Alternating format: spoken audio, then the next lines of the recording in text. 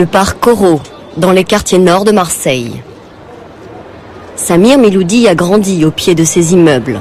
Depuis quelques années, il les voit dépérir peu à peu.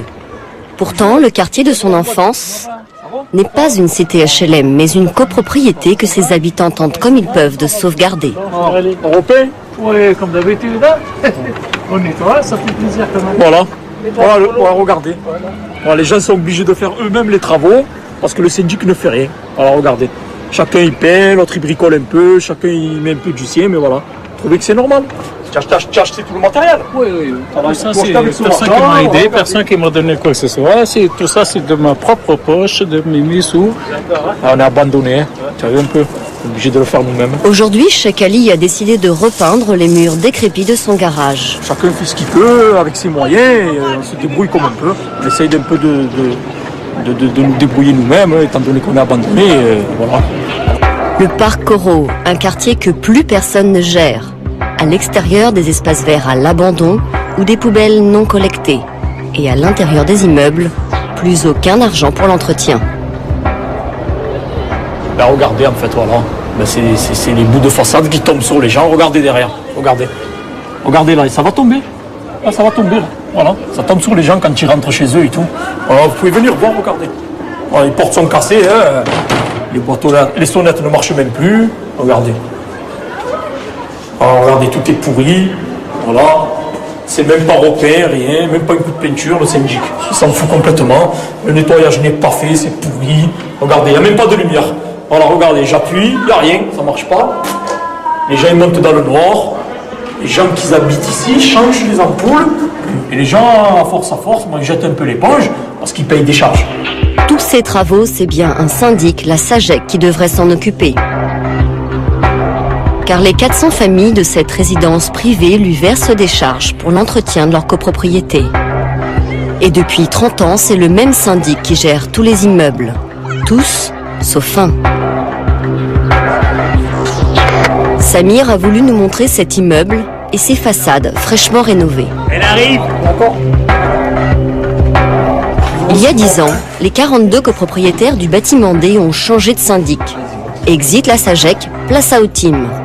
Depuis, ils ont retrouvé le sourire car leur immeuble est sorti de l'insalubrité. On partait à la dérive, quoi, ça partait à la dérive. On avait des vides d'ordures qui n'étaient pas entretenues, les rats avaient envahi les fondations de l'immeuble, on les entendait et tout. C'était catastrophique. Vous avez sauvé le bâtiment?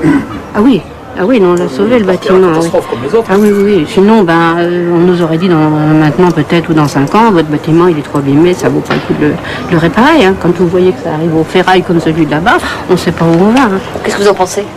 Ce que je pense, voilà, regardez, ça saute aux yeux, hein. La différence elle est là. Hein. Avant c'était comme ça en face, c'était géré par la SAGEC, voilà, où Tim est venu, voilà, on peut voir le résultat, vous pouvez rentrer même dans les cages d'escalier, voir aux alentours. À rigueur, on croirait même pas que c'est le même quartier.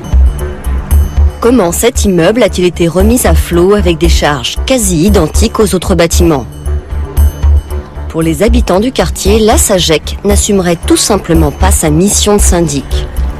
Entretenir les bâtiments, réaliser les gros travaux, recouvrer les charges ou encore négocier les contrats de chauffage et d'assurance. Bref, préserver au mieux le patrimoine des habitants.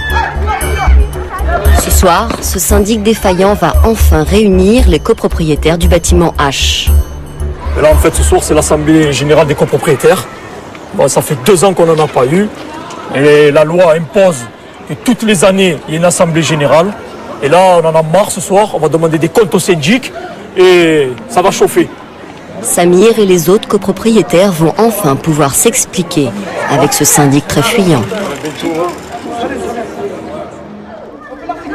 19h. Nous ne sommes pas autorisés à filmer l'Assemblée Générale, qui va tourner court. Après 1h30 de discussion, les copropriétaires sortent excédés de leur rencontre avec le syndic. Il peut pas se justifier. Ça fait des années que ça dure comme ça. Tout à l'heure, on a demandé des justificatifs des factures. Il nous a amené le classeur de 2005. Parce que c'est normal. Nous sommes en 2008. Voilà. Pour s'augmenter, c'est les plus forts. Hein. Pour faire des dépenses et pas amener les factures, alors là, c'est le numéro 1. Hein. C'est des voleurs légaux. Voilà. C'est des voleurs légaux. Si je vous dis combien on paye de charges, vous n'allez pas me croire. Vous allez me dire, vous êtes 787 €. Tous les 3 mois, de charge. Tous les trimestres. Allez-y, rentrez si vous voulez. Un habitant nous invite à entrer. Vous voulez voir le voleur à bureau? Le représentant de la SAGEC ne s'y oppose pas, mais refuse de répondre aux accusations portées contre son syndic. C'est le monsieur là-bas, regardez. C'est la loi. Si vous voyez votre visage, vous pouvez... Est-ce que vous répondez à ça? Ils ont le droit. Ils ont le droit? Ce cas a été délaissé Vous avez rien à dire, rien à répondre? Alors on va laisser exprimer monsieur. Bonsoir. Ah ben non, mais vous pouvez pas être comme ça. Bonsoir, c'est tout. Bonsoir. Silence radio, le gestionnaire du parc Corot se défile. Ce soir, les copropriétaires du bâtiment H n'ont pas approuvé la gestion de ce syndic. Sans aucune explication. Sans aucune explication, monsieur Samba, évidemment. Voilà la réponse qu'il a donnée. Mais les copropriétaires impuissants restent liés par contrat jusqu'en septembre prochain.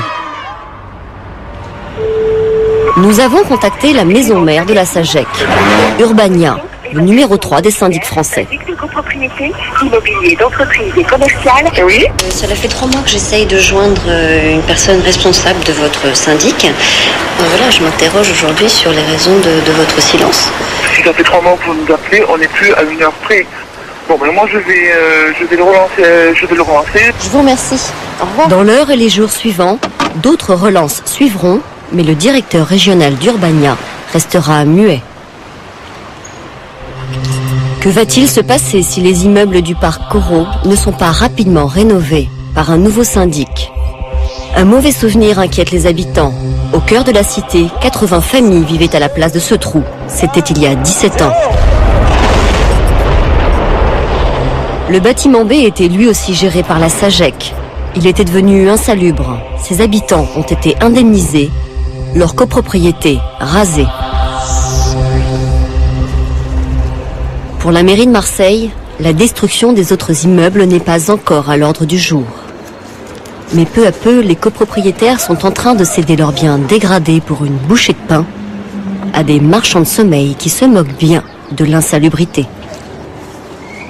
Si on reste comme ça et si la spirale de la dégradation se poursuit, il va y avoir également une spirale foncière qui fait que le prix des logements va baisser. Dans une grande ville comme Marseille, on trouve toujours des locataires pour louer des logements, quel que soit leur état, malheureusement. Et du coup, il y a une espèce de transformation de ces copropriétés en bidonville verticale, comme on l'a connu il y a une quinzaine d'années. Au-delà du parc Corot, combien d'immeubles ou de lotissements souffrent d'une mauvaise gestion de leur syndic?